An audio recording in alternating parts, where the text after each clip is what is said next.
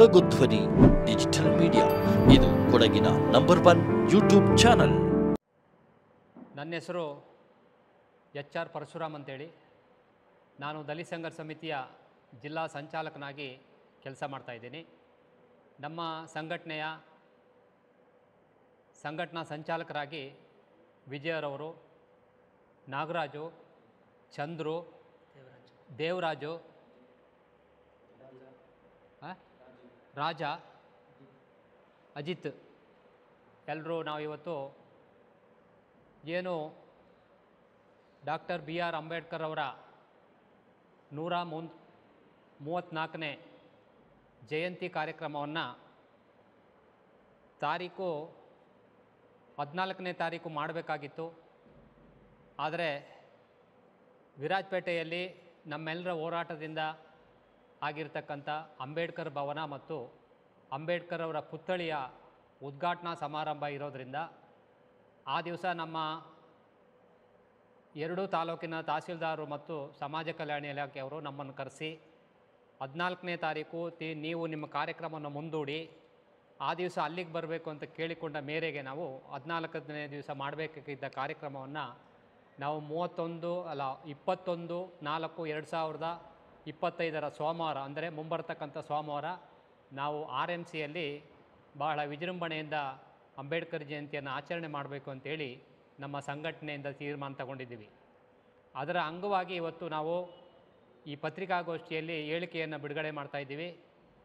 ಆ ದಿವಸ 21/4/2025 ಸೋಮವಾರ ನಾವು ಉಮಾಮಹೇಶ್ವರಿ ದೇವಸ್ಥಾನದಿಂದ ಹಿಡಿದು ಕೃಷಿ ಉತ್ಪನ್ನ ಮಾರುಕಟ್ಟೆ ಅಂದರೆ RMCವರೆಗೆ ನಾವು ಬೃಹತ್ ಮೆರವಣಿಗೆಯನ್ನು, ಅಂದರೆ ಅಂಬೇಡ್ಕರ್ ಅವರ ಭಾವಚಿತ್ರವನ್ನು ವಾಹನದಲ್ಲಿ ಅಳವಡಿಸಿಕೊಂಡು ಬೃಹತ್ ಮೆರವಣಿಗೆ ಹೊರಟು ತದನಂತರ ನಾವು RMCಯಲ್ಲಿ ಸಭಾ ಕಾರ್ಯಕ್ರಮವನ್ನು ಮಾಡ್ತಾಯಿದ್ದೀವಿ. ಈ ಸಭಾ ಕಾರ್ಯಕ್ರಮಕ್ಕೆ ನಮ್ಮ ನೆಚ್ಚಿನ ನಾಯಕರಾದಂಥ ನಮ್ಮ ಈ ವಿರಾಜಪೇಟೆ ವಿಧಾನಸಭಾ ಕ್ಷೇತ್ರದ ಶಾಸಕರಾಗಿರ್ತಕ್ಕಂಥ ಜನಪ್ರಿಯ ಶಾಸಕರಾಗಿರ್ತಕ್ಕಂಥ AS ಪೊನ್ನಣ್ಣನವರು ನಮ್ಮ ಈ ಸಭಾ ಕಾರ್ಯಕ್ರಮಕ್ಕೆ ಆಗಮಿಸ್ತಾ ಇದ್ದಾರೆ. ಅದರ ಜೊತೆಗೆ ಇನ್ನಿತರ ಗಣ್ಯರು ಕೂಡ ಈ ಸಭಾ ಕಾರ್ಯಕ್ರಮದಲ್ಲಿ ಭಾಗವಹಿಸ್ತಾ ಇದ್ದಾರೆ.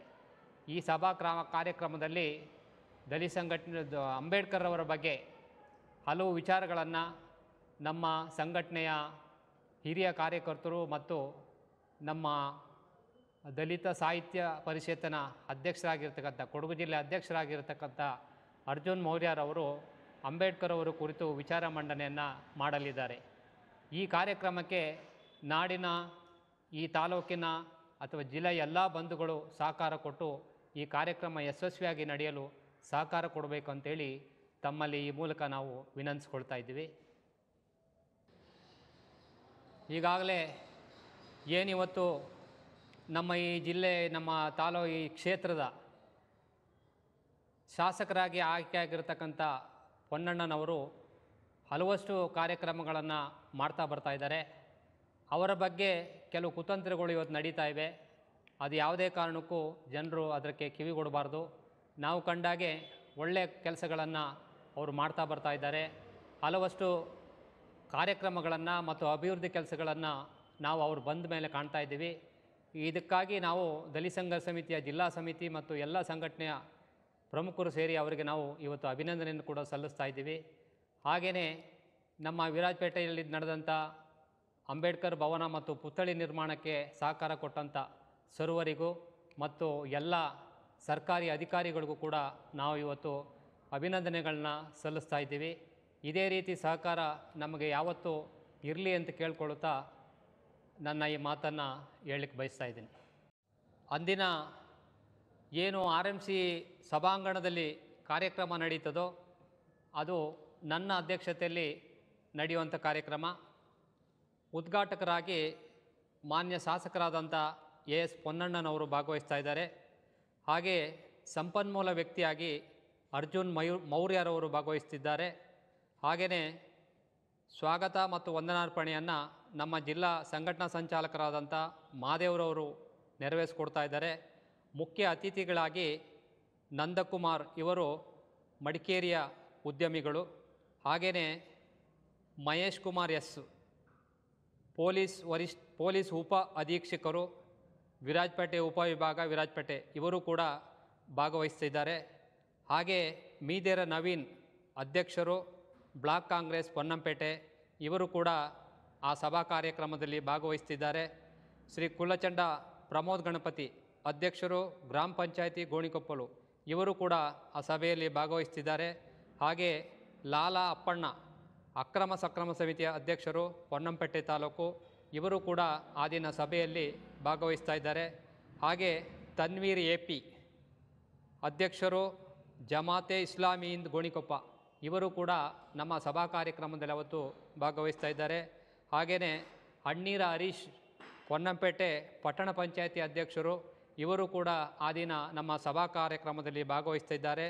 ಹಾಗೆ ಅಬ್ದುಲ್ ರೆಹಮಾನ್ ಬಾಪು ಇವರು ಕೂಡ ನಮ್ಮ ಅಂದಿನ ಸಭೆಯಲ್ಲಿ ಉಪಸ್ಥಿತರಿದ್ದು ಇವರೆಲ್ಲರೂ ನಮ್ಮ ಈ ಕಾರ್ಯಕ್ರಮದ ಯಶಸ್ವಿಗೆ ಕಾರಣರಾಗ್ತಾ ಇದ್ದಾರೆ.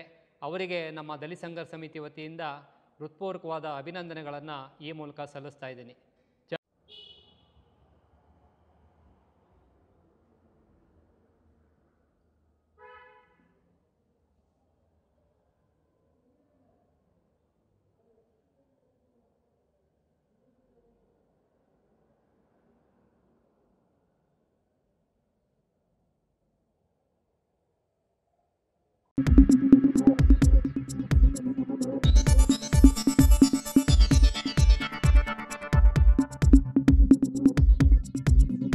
ನಾನು ನಿಮ್ಮ ಜಗದೀಶ್, ಕೊಡಗು ಧ್ವನಿ ಡಿಜಿಟಲ್ ಮೀಡಿಯಾದಿಂದ.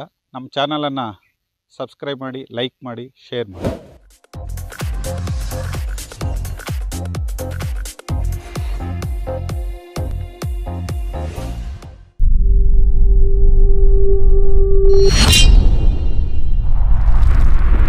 ಕೊಡಗು ಧ್ವನಿ ಡಿಜಿಟಲ್ ಮೀಡಿಯಾ ಇದು ಕೊಡಗಿನ ನಂಬರ್ 1 ಯೂಟ್ಯೂಬ್ ಚಾನಲ್.